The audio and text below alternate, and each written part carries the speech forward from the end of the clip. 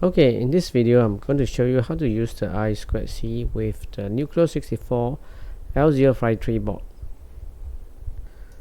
So right now I'm going to open the STM32CubeMX.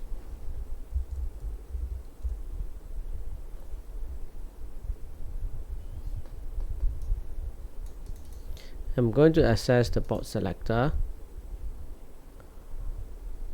Under the Nucleo 64, go and select my board, which is the L053R8.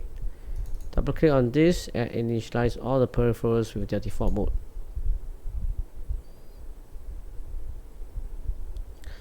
Okay, for first thing, that is the clock configuration. So normally I will use a 16 megahertz. Before that, okay, the board itself doesn't come with the high-speed crystal, so I can put these two pins to reset state. And go back to the clock configuration. I'll select 16 megahertz. Back to the pinout.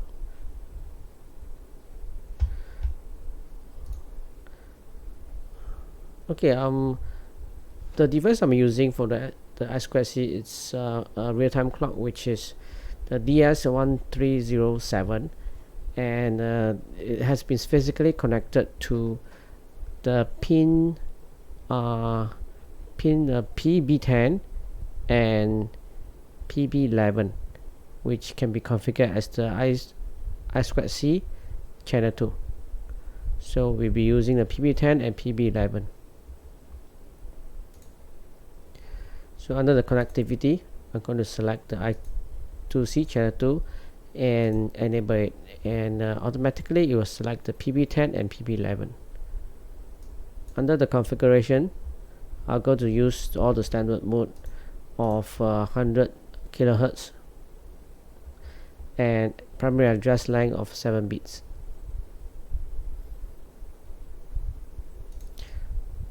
So I'm going to name this project as test I2C DS1307.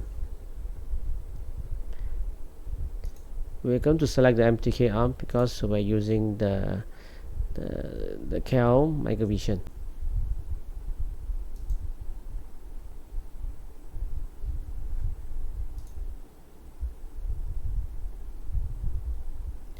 Opening the main.c, and I'm going to create an array of 2 bytes.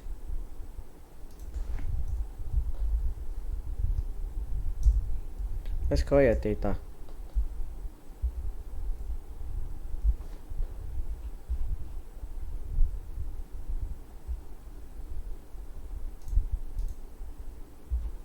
Let's look at the datasheet of DS1307 again.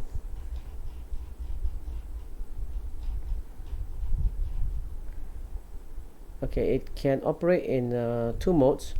One is to write and one is to read. Both share the same address of 110.100.0.1 followed by a direction bit of a read or a write. So let me illustrate what it means. The address is 110.100.0.0.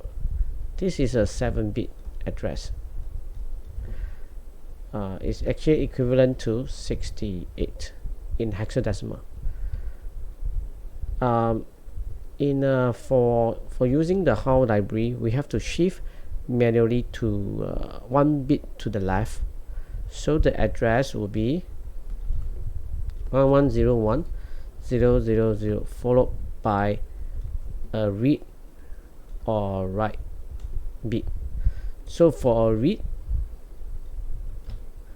we have to send 1101.0.0.1. For write, the address is 001.0.0.0. So this is equivalent to D1 and this is equivalent to D0. However, when we're using the HAL memory, the I2C module will automatically insert the last bit for us. So it doesn't matter whether we we put the address for the DS1307 as a D0 or a D1, as long as we have shifted 1 bit to the left and it recognizes the 7 bit, which is the address. Okay, another thing that we need to take note of is how we're going to read or write to a respective information. So since it is a real-time clock, it will run automatically by itself and it will update every second, and then it will update the minutes, hours, day, date, month, and year. And it's run on the battery. It can last for, let's say, 5 years without turning on the power supply. So let's say we want to read the year, which year it is. So we got to first send the first byte to inform the RTC, the DS1307, that we are going to read this register, the year register, which is the OX06 hexadecimal, and then we have to retrieve the information of the year. Okay, so for our example, we're going to retrieve the seconds register, okay, which is 00 in hexadecimal every second, and we update our data array. So right here, first we have to define the address, the register that we're going to retrieve.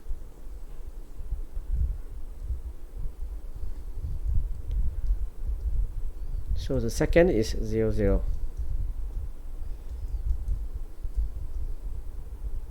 Followed by our how library command, which is to transmit which register we are going to read.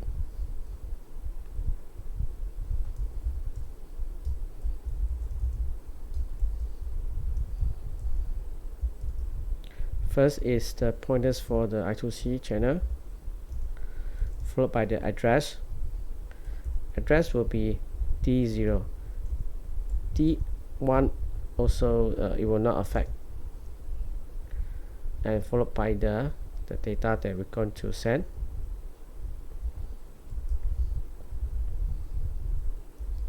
Which is a register address. It is a 1 byte and followed by a 1 millisecond delay. And then we're going to receive the data into our data register, data array.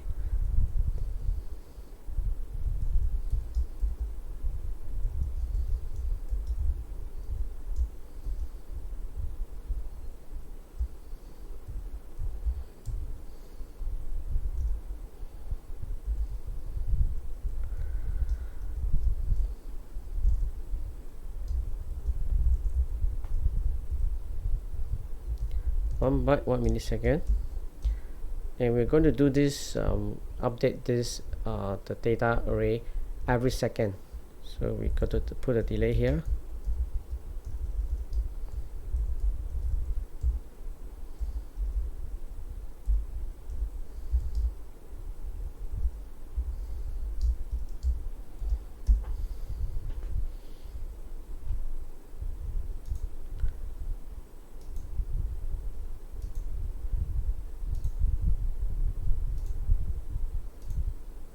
Okay, going to the debug and settings, change the connect with pre-reset.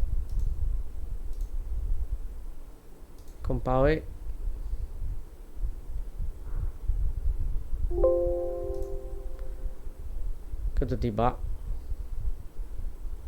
and I'm going to look at the data in the watch 1, and I run it. So it's going to show me the BCD, binary coded decimal, the value. So now it's 55 seconds, 56 seconds, and it reaches until 59 and back to 0 again. So BCD refers to the hexadecimal numbers that we see here, represents the numeric seconds. Okay, so the reading is working.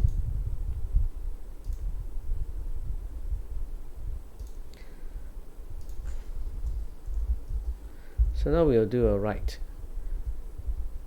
Before I do a write, let's look at the, let's say we want to look at the year register. So the year is in the register of 06. Okay, 06. So this will be a 6.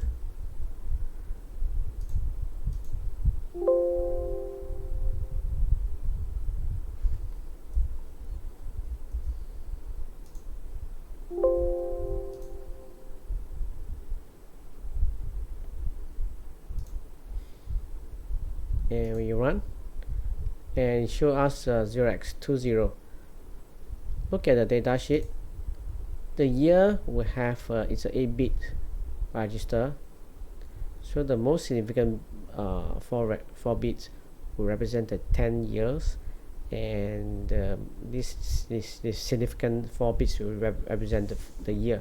So it can only store from 00 to 99.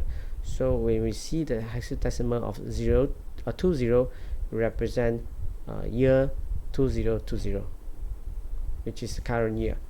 So let's say now we want to update the year to 2021. We can only update the last 2 digits, which is 21, to register 06.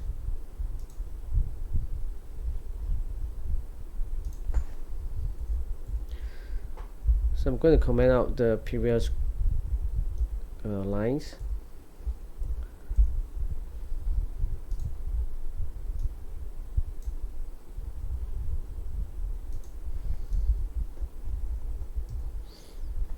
So the first data will be the OX, the hexadecimal value of 06, which represent the year register, and the values that we're going to put in is 21, year 21, binary coded decimal, and we're going to transmit.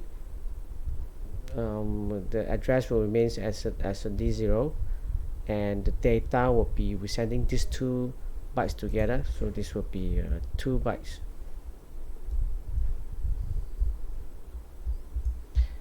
Okay, let's run, and let's save and compile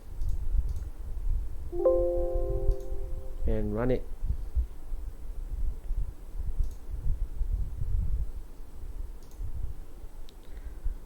Okay, yes, I already update the DS1307, but how do we know? So we have to check whether it has been updated.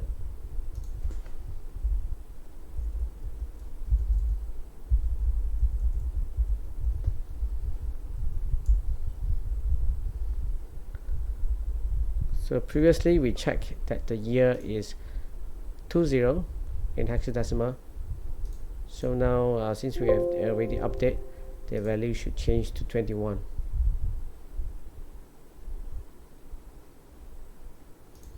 So the byte 1 will be 21. So it has been updated.